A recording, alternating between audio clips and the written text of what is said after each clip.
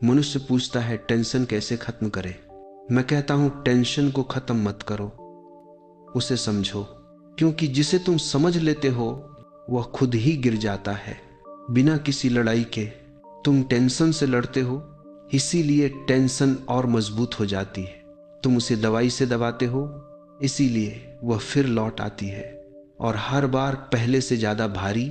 Tension बाहर नहीं है, यह तुम्हारे मन की कहानी है जो तुमने खुद बनाई है, अपने विचारों से, अपनी अपेक्षाओं से, भविष्य की चिंताओं और अतीत की पीड़ाओं से।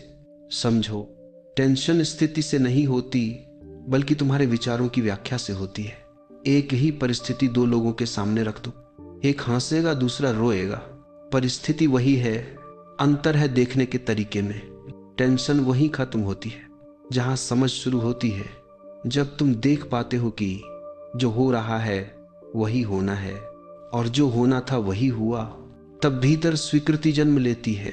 उस स्वीकृति के साथ टेंशन का कोई अस्तित्व नहीं रह जाता। याद रखना, जीवन सरल है लेकिन मन इसे कठिन बनाता है।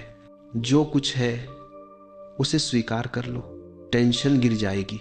जो कुछ नहीं है उसके पीछे मत भागो, टेंशन गिर जाएगी।